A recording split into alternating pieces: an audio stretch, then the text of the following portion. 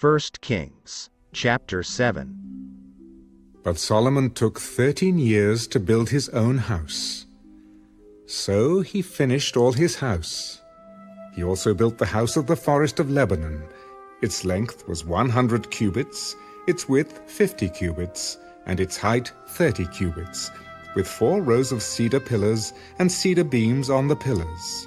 And it was paneled with cedar above the beams that were on 45 pillars, 15 to a row. There were windows with beveled frames in 3 rows, and window was opposite window in 3 tiers. And all the doorways and doorposts had rectangular frames, and window was opposite window in 3 tiers. He also made the hall of pillars. Its length was 50 cubits, and its width 30 cubits. And in front of them was a portico with pillars, and a canopy was in front of them. Then he made a hall for the throne, the hall of judgment, where he might judge. And it was paneled with cedar from floor to ceiling. And the house where he dwelt had another court inside the hall, of like workmanship. Solomon also made a house like this hall for Pharaoh's daughter, whom he had taken as wife. All these were of costly stones, cut to size, trimmed with saws inside and out, from the foundation to the eaves, and also on the outside to the great court. The foundation was of costly stones, large stones, some 10 cubits and some 8 cubits. And above were costly stones, hewn to size, and cedar wood. The great court was enclosed with 3 rows of hewn stones and a row of cedar beams. So were the inner court of the house of the Lord and the vestibule of the temple. Now King Solomon sent and brought Huram from Tyre. He was the son of a widow from the tribe of Naphtali, and his father was a man of Tyre, a bronze worker. He was filled with wisdom and understanding and skill in working with all kinds of bronze work. So he came to King Solomon and did all his work.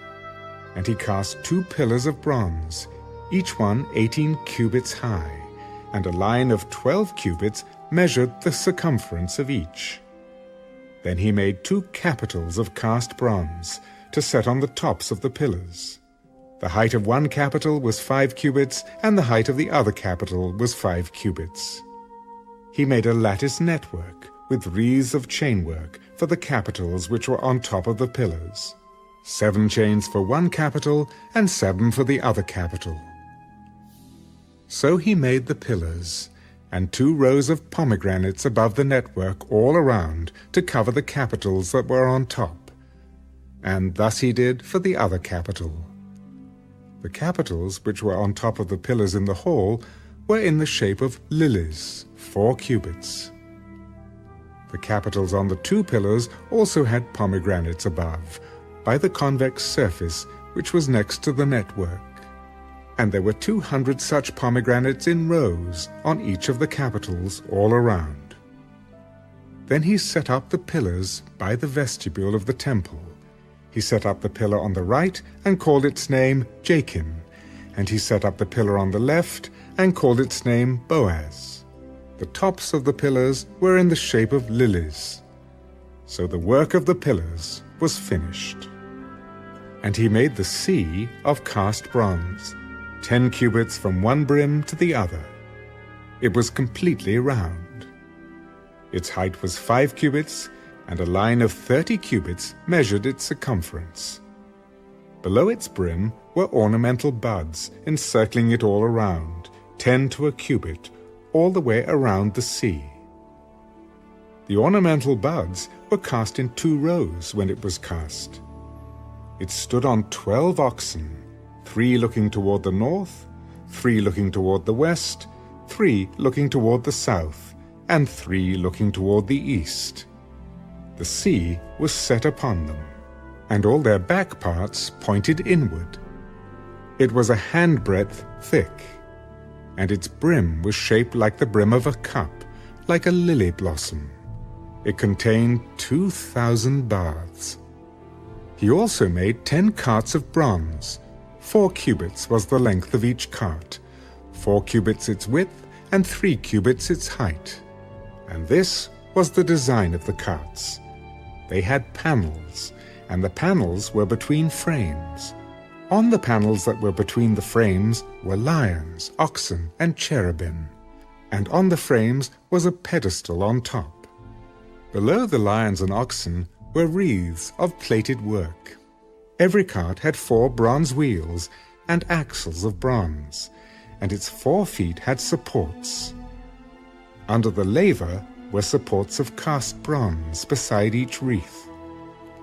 Its opening inside the crown at the top was 1 cubit in diameter, and the opening was round, shaped like a pedestal, 1.5 cubits in outside diameter. And also on the opening were engravings, but the panels were square, not round. Under the panels were the 4 wheels, and the axles of the wheels were joined to the cart. The height of a wheel was 1.5 cubits. The workmanship of the wheels was like the workmanship of a chariot wheel.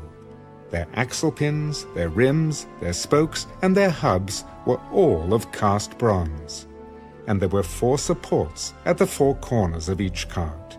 Its supports were part of the cart itself. On the top of the cart, at the height of 1/2 cubit, it was perfectly round.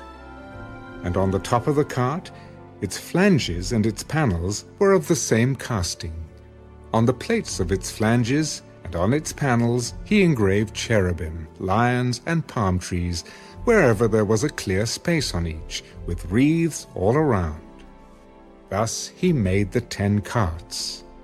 All of them were of the same mold, 1 measure, and 1 shape. Then he made 10 lavers of bronze. Each laver contained 40 baths, and each laver was 4 cubits. On each of the 10 carts was a laver. And he put 5 carts on the right side of the house, and 5 on the left side of the house. He set the sea on the right side of the house, toward the southeast. Huram made the lavers, and the shovels, and the bowls. So Huram finished doing all the work that he was to do for King Solomon for the house of the Lord. The 2 pillars, the 2 bowl-shaped capitals that were on top of the 2 pillars, the 2 networks covering the 2 bowl-shaped capitals which were on top of the pillars, 400 pomegranates for the 2 networks, 2 rows of pomegranates for each network to cover the 2 bowl-shaped capitals that were on top of the pillars, the 10 carts and 10 lavers on the carts, 1 sea and 12 oxen under the sea, the pots, the shovels, and the bowls. All these articles, which Huram made for King Solomon for the house of the Lord, were of burnished bronze.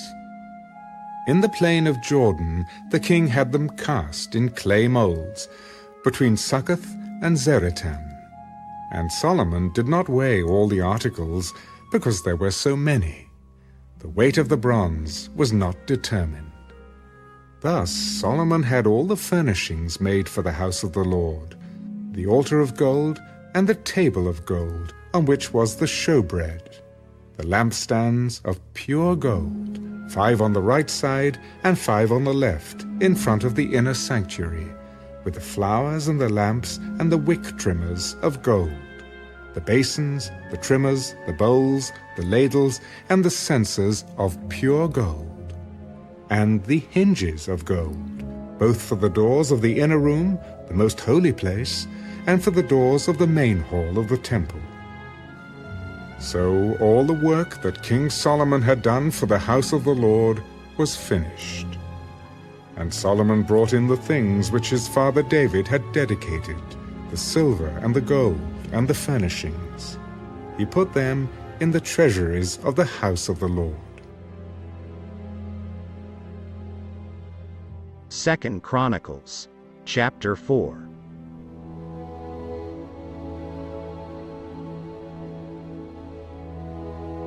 Moreover, he made a bronze altar. 20 cubits was its length, 20 cubits its width, and 10 cubits its height. Then he made the sea of cast bronze, 10 cubits from one brim to the other. It was completely round. Its height was 5 cubits, and a line of 30 cubits measured its circumference. And under it was the likeness of oxen, encircling it all around, 10 to a cubit, all the way around the sea.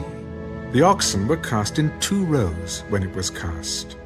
It stood on 12 oxen, 3 looking toward the north, 3 looking toward the west, 3 looking toward the south, and 3 looking toward the east. The sea was set upon them, and all their back parts pointed inward. It was a handbreadth thick, and its brim was shaped like the brim of a cup, like a lily blossom. It contained 3,000 baths. He also made 10 lavers, and put 5 on the right side and 5 on the left, to wash in them. Such things as they offered for the burnt offering they would wash in them. But the sea was for the priests to wash in. And he made 10 lampstands of gold, according to their design, and set them in the temple, 5 on the right side and 5 on the left. He also made 10 tables, and placed them in the temple, 5 on the right side and 5 on the left. And he made 100 bowls of gold. Furthermore, he made the court of the priests, and the great court, and doors for the court. And he overlaid these doors with bronze. He set the sea on the right side, toward the southeast. Then Huram made the pots, and the shovels, and the bowls.